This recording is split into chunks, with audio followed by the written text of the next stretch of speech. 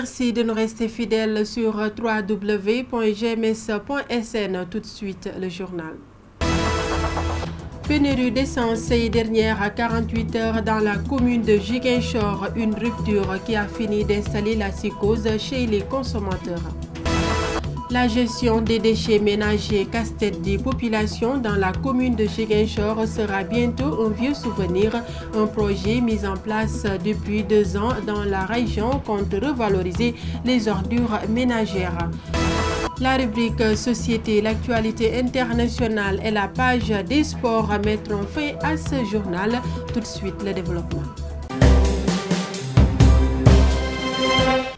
Bienvenue à tous. Ziguinchor est confronté ces dernières 48 heures à une pénurie d'essence, une situation qui a causé beaucoup de désagréments sur la mobilité des citoyens. Pour le moment, les raisons de cette rupture restent inconnues des consommateurs. Reportage.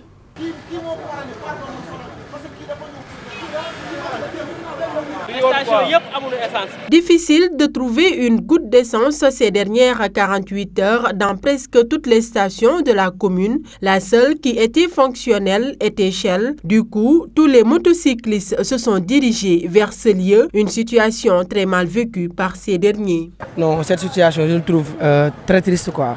Parce que si on n'a pas d'essence, on ne va pas pouvoir prendre notre moto et faire le Jakarta, quoi, tu vois. Donc, le Sénégal, même le Sénégal, on doit avoir beaucoup d'essence. Parce qu'ici, à Ziguinchor même, on a beaucoup de Jakarta-man ici. Ce n'est pas seulement les taxis, mais il y a aussi des Jakarta, tu vois. Donc, l'essence, on ne doit pas manquer d'essence ici. On n'a pas de solution, on n'a qu'à faire là que pour se ravitailler, si on a eu la chance de pouvoir se ravitailler. C'est dommage parce que les stations, on ne les gère pas comme des, je ne sais pas, des denrées alimentaires, c'est la prévision. Le gérant devait prévoir qu'il y aura pénurie peut-être d'ici 2 jours, qu'il fasse la commande au niveau de Dakar, le temps que le stock se termine. Cette rupture d'essence a impacté négativement sur le chiffre d'affaires des conducteurs de moto-taxi Jakarta qui ne savent plus à quel sein se vouer. À cet instant-là, c'est l'essence. On a besoin d'essence, quoi, pour pouvoir prendre des clients et aller où on veut, amener des clients au marché, ici à Ziguinchor, tu vois. On supplie les vendeurs d'essence qui ont les camions d'essence là, de venir verser de l'essence ici, dans toutes les stations pour que les Jakartaman puissent travailler, quoi. Malheureusement, la seule station d'essence qui était fonctionnelle s'est vidée du liquide précieux, une rupture d'essence qui n'a pas été sans conséquence sur la mobilité des citoyens. Pour le moment, les raisons de cette pénurie restent inconnues des consommateurs.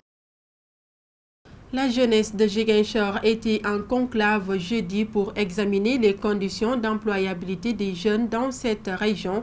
Occasion pour le conférencier du jour, Ama Djemé du groupe de réflexion pour la paix en Casamance, de mettre le doigt sur les atouts et contraintes dont la prise en compte s'avère nécessaire pour le développement durable de la région. Ibrahim Ama Djemé est au micro de Eva Sagna. La Casamance est la région la plus méridionale du Sénégal. Donc la première richesse que la Casamance apporte au Sénégal, c'est les quantités pluviométriques qui tombent sur cette région. Dans le nord du Sénégal, nous avons pratiquement une zone désertique. Or, l'eau est indispensable à la vie. Alors, ne pas investir suffisamment dans la région où il y a le plus de l'eau, dans le sens d'une maîtrise de l'eau, mais à mon avis, ne correspond pas à une vision de quelqu'un qui veut développer un pays. La deuxième chose, parce que c'est la région la plus méridionale, c'est la région la plus boisée du Sénégal. Or, le bois également est une richesse. Troisièmement, c'est une région traversée d'est en ouest par un fleuve et tous ses démembrements. C'est d'ailleurs ce fleuve qui a donné son nom à la région, le fleuve Casamance. Et dans ce fleuve, allez imaginer les ressources qu'il y a là-dedans. Depuis les crustacés, les poissons de toutes sortes, etc., etc. Ça enrichit beaucoup d'exploitants de la pêche ici. Mais également parce qu'il pleut le plus dans cette région, mais c'est une région à vocation d'élevage. Parce que les animaux, c'est le pâturage qui les intéresse. Enfin, la beauté des paysages et la culture font de la Casamance la région touristique par excellence du Sénégal. Mais pour que la Casamance puisse répondre à l'attente des Sénégalais, il faut qu'elle soit accessible. Le problème numéro 1 de la Casamance, c'est celui-là. Et ce que les Casamancés réclament, c'est ça. Permettez à l'espace casamancé son intégration dans l'espace national sénégalais. Ensuite, c'est la seule région où, à partir d'une certaine heure, on vous dit vous n'accédez pas. Parce que si vous venez de Dakar, vous arrivez à partir de 21h là-bas, à Croisement Diaroumé, on vous dit vous ne partez plus. Alors que vous êtes dans le territoire national. Toutes ces questions doivent être agitées et avec courage pour qu'on comprenne que la construction de la paix doit être d'abord une surpriorité du gouvernement du Sénégal. Le projet de gestion écologiquement rationnelle des déchets municipaux et déchets dangereux mis en œuvre depuis 2 ans à Ziguinchor compte revaloriser les ordures ménagères mais aussi s'appesantir sur les déchets biomédicaux et plastiques qui constituent un véritable problème dans la commune. Une rencontre a permis aux acteurs impliqués dans ce projet de diagnostiquer les contours d'une bonne mise en œuvre de ce projet. Compte rendu Eva Sagna. À Ziguinchor, la gestion des ordures est devenue depuis quelques années un vrai casse-tête pour la municipalité. C'est vrai que la problématique de la gestion des déchets ménagers est une des urgences et une des priorités dans la commune de Ziguinchor. Et tout le monde s'en rend compte, à commencer par les autorités municipales.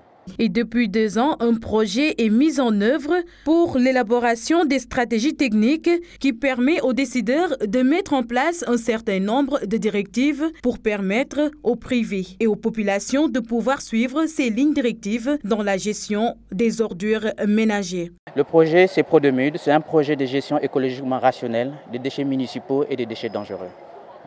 Le but, c'est de réduire justement ces émissions de polluants organiques persistants qui sont effectivement émises à partir de ces brûlages de déchets sauvages.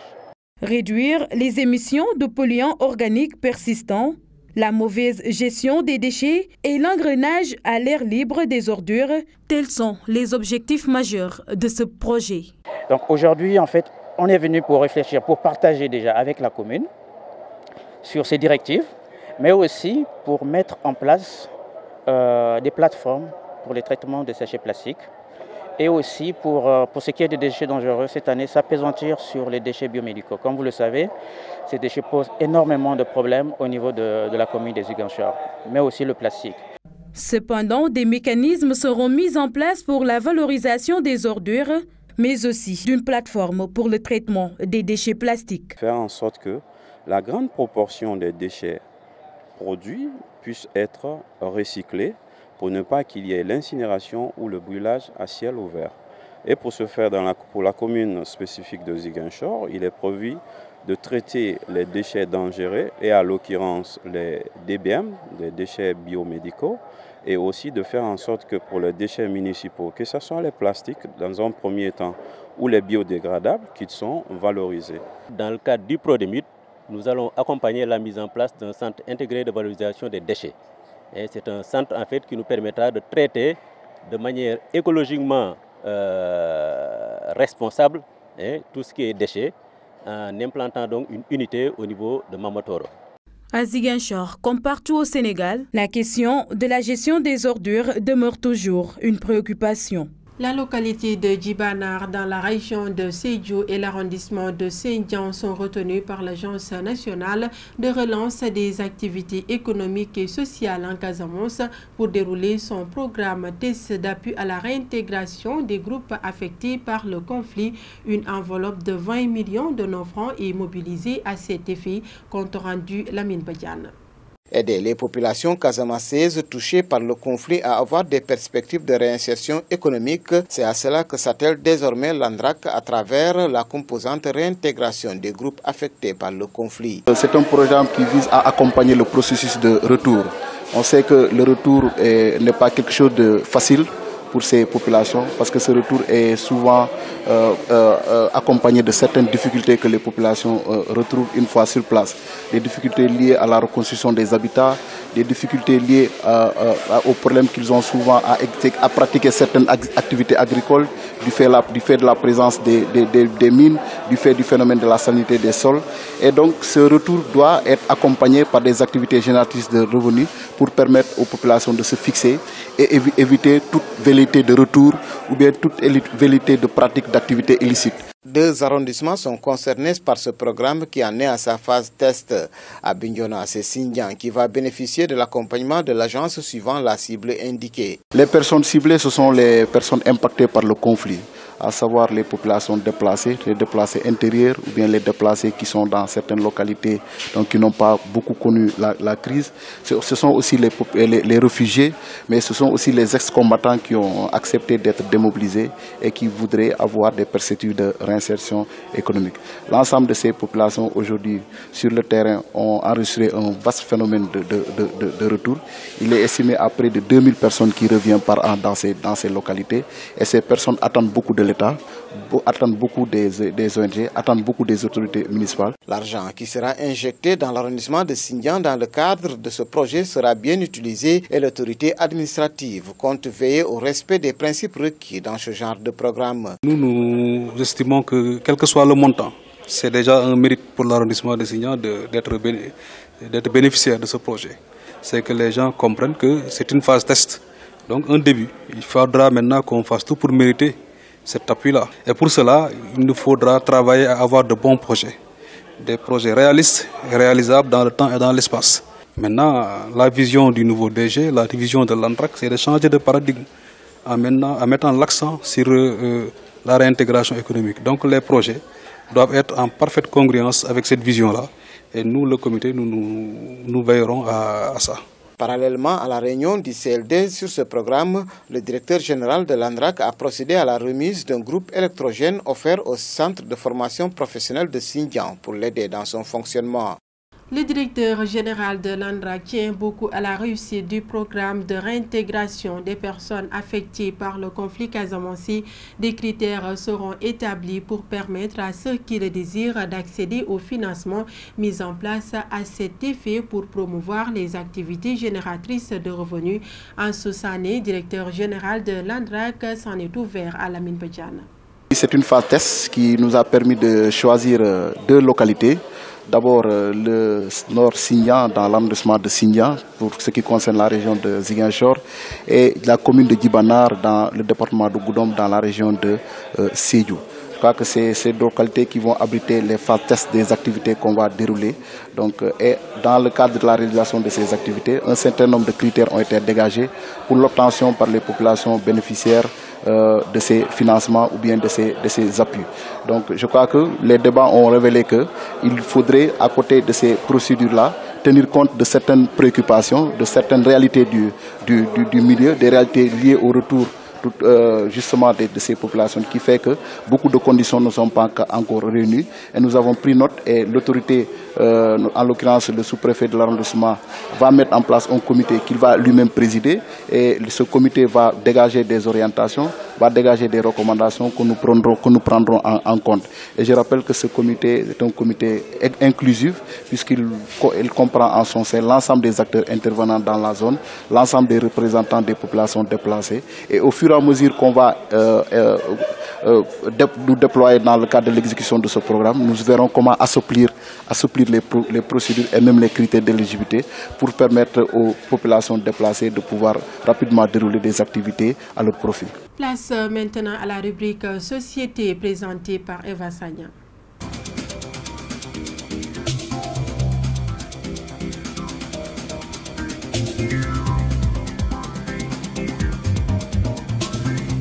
Vendredi 6 juillet 2018, bienvenue dans votre rubrique Société. Les conflits entre éleveurs et cultivateurs ressurgissent en cette période d'hivernage. Hier, dans la commune de Pout, Ifraka, éleveur âgé de 15 ans, a reçu plusieurs coups de poignard lors d'une bagarre avec Serigne Sey, cultivateur âgé d'une vingtaine d'années, domicilié au village de Soun. Selon une source, le troupeau du jeune Ifra est entré dans le champ de Serigne Sey et a détruit une partie des semis. Très en colère, le cultivateur a corrigé le jeune éleveur par la méthode radicale en lui ôtant la vie. Le corps sans vie du jeune berger a été déposé à la morgue de l'hôpital régional pour les besoins de l'autopsie. Depuis, le chef de l'État, Macky Sall, a annoncé à Bokidjor, dans la commune de Ribot-Escale, département de Koungheul, à Kaffrine, sa décision d'allouer une enveloppe d'1 milliard de francs CFA aux éleveurs dont le cheptel a été tué par les pluies enregistrées la semaine dernière. Cette enveloppe est destinée aux éleveurs des départements de Kaffrine, Kanel, Koungheul, Kumpentum, Linguère, Louga, Alemodar, Matam, Tambacounda, Podor et Ranérou. Macky Sall a promis que les sinistrés pourront recevoir leur compensation dès ce vendredi. Au total, 22 992 têtes de bétail, dont 12 173 dans la région de Kaffrine, ont été perdues lors de cette intempérie. C'est tout pour votre rubrique Société. Je vous donne rendez-vous vendredi prochain dans d'autres informations. Au revoir.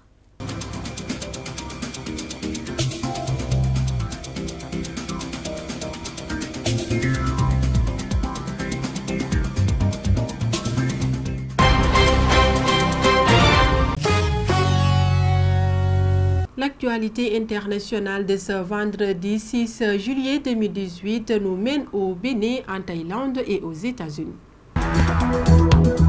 Le principe de la révision a été adopté par 62 des 83 députés, sachant qu'il faut une majorité des 3/4 de la Chambre pour engager une modification de la Constitution béninoise. 4 députés de l'opposition ont rejoint les rangs de la majorité pour ce vote, a constaté un journaliste de l'AFP. Ce vote ouvre désormais la voie aux propositions concrètes de modification. L'exécutif entend notamment consacrer l'amélioration de la représentativité des femmes au sein de l'Assemblée nationale, la suppression de la peine de mort ou encore l'alignement des mandats électifs.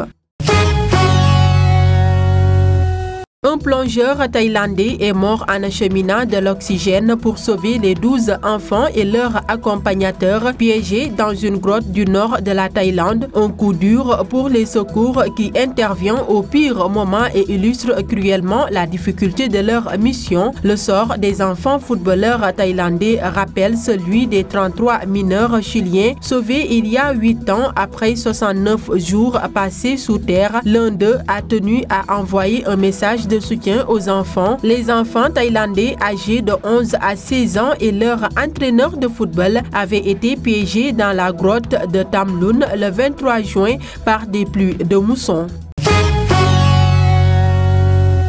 Depuis ce vendredi matin, 6h01 très précisément, la menace est entrée en vigueur. Les États-Unis et la Chine, les deux plus grosses économies mondiales, s'imposent des taxes douanières réciproques sur des dizaines de milliards de dollars de marchandises. La guerre commerciale a commencé. Les États-Unis imposent leurs tarifs sur 29 milliards d'euros d'importation chinoise. Œil pour œil, dent pour dent, la Chine pourrait répliquer à hauteur du même montant si Pékin persiste à augmenter ses tarifs douaniers, promet l'administration Trump. Les taxes pourraient augmenter et concerner 385 milliards de dollars de produits chinois. Les tarifs douaniers américains frapperont 818 produits dont des voitures, des composants d'avions ou des disques durs d'ordinateurs, tout en épargnant des biens populaires comme les téléphones portables ou les télévisions. Les produits chinois. La page des sports, c'est l'affaire de Mafou Kouyaté. Merci et bienvenue dans cette page sport. Le patron de la FIFA se dit triste de n'avoir vu aucune équipe africaine qualifiée pour les phases éliminatoires de la Coupe du Monde. Les équipes africaines étaient très proches du but. Une équipe asiatique l'a fait, les Africains non. Mais je pense qu'ils seront bientôt prêts pour la prochaine fois, espère Gianni Infantino. Il y aura des discussions après le mondial afin de voir s'il y a des améliorations à apporter, révélera le boss de la FIFA quant aux critiques sur l'élimination au fair play. Le Djiboutien Souleymane Waberi, président de la commission d'arbitrage de la Confédération africaine de football CAF, jugeant dommage qu'aucun arbitre africain n'ait été désigné pour les quarts de finale du mondial 2018, prévu pour débuter vendredi, dit attendre de voir ce qu'il en sera pour la suite. Nous devons attendre de voir la discussion du comité d'arbitrage de la FIFA a dit M. Waberi, interrogé quant à la possibilité de revoir un arbitre diriger un match pour la suite du mondial. Aucun arbitre n'a en tout cas été désigné pour les quarts de finale qui débutent ce vendredi. Le président de la commission d'arbitrage de la CAF ne manque pas de s'en désoler. C'est dommage qu'il n'y ait pas un arbitre africain malgré leur performance dans cette Coupe du Monde, a-t-il réagi via WhatsApp sur une plateforme de discussion réunissant des journalistes sportifs africains. Après le premier tour de la Coupe du Monde, deux centraux africains, le Sénégalais Malang Diédhiou et le Zambien Gianni Sikaswe, avaient été retenus pour la phase à l'élimination directe. Le sifflet sénégalais désigné pour le match Belgique-Japon avait été crédité d'une grande performance par plusieurs observateurs de l'arbitrage mondial. Après les quarts de finale, le comité d'arbitrage de la FIFA, présidé par l'Italien Gualinghi Colina, va procéder aux dernières désignations pour les demi-finales, le match de classement et la finale. Le Marocain Saïd Belkola est le dernier Africain à siffler une finale de Coupe du Monde en 1998 en France. Revenu en grâce aux yeux du grand public après le festival offensif des huitièmes de finale face à l'Argentine, la France se prépare à affronter un tout autre adversaire en quart de finale du mondial 2018. Uruguay, un mélange de talent et de béton armé. On connaîtra les deuxièmes demi-finalistes après le match Brésil-Belgique à 18h vendredi à Kazan. Les deux équipes ne se sont plus rencontrées depuis 16 ans en 2002 en huitième de finale de la Coupe du Monde. La Seleção avait battu les Diables Rouges 2-0. Et si on regarde l'histoire de leur confrontation, le Brésil est largement dominateur. Les Anglais, eux, attendaient depuis 12 ans de retrouver les quarts de finale d'un mondial. Ils vont le faire samedi à 14h face à la Suède. Il revient en quart pour la première fois depuis la Coupe du Monde en 1994 aux États-Unis. Les Suédois, éliminateurs en barrage de l'Italie, feront tout pour poursuivre un parcours déjà exceptionnel. Et puis à 18h samedi, le match de toute une nation attend déjà Russie-Croatie, une affiche à laquelle pas grand monde n'avait pensé et qui vient couronner le succès historique d'une sélection russe galvanisée, peut-être par le fait de jouer à domicile. Prochaine étape après ce week-end, les demi-finales qui se joueront mardi et mercredi prochain. La France qui affronte vendredi 6 juillet l'Uruguay en quart de finale du mondial va se frotter à une sélection solidaire et bien organisée défensivement, façonnée pour résister coûte que coûte à n'importe quel adversaire. L'adversaire des Bleus en quart de finale du mondial 2018 ne se résume pas à l'efficacité diabolique de ces deux attaquants mondialement connus, Luis Suarez et Edison Cavani, blessés au mollet durant le 8e face au Portugal et incertains contre les Bleus vendredi. L'Uruguay, qui a enchaîné 4 victoires d'affilée en Russie, mise surtout sur sa solidité et sa rigueur défensive pour écarter la France de son chemin le 6 juillet. Dirigé par le maître tacticien Oscar Tabarez, 71 ans, est en poste depuis 2006. La Céleste n'a encaissé qu'un seul but depuis le début de la compétition, contre 4 pour la France, sur un coup de pied arrêté en 8e de finale au Portugal. L'assurance vie de cette sélection repose sur un bloc compact, discipliné et travailleur.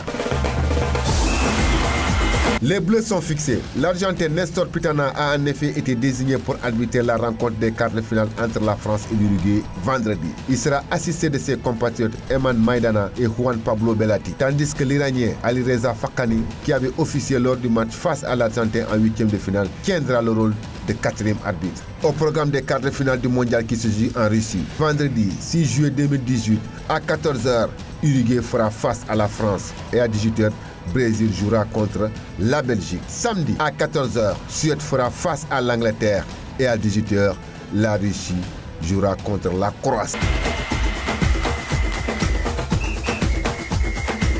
C'était le dernier élément de ce journal. L'information continue sur www.gms.sn. Merci de votre fidélité et au revoir.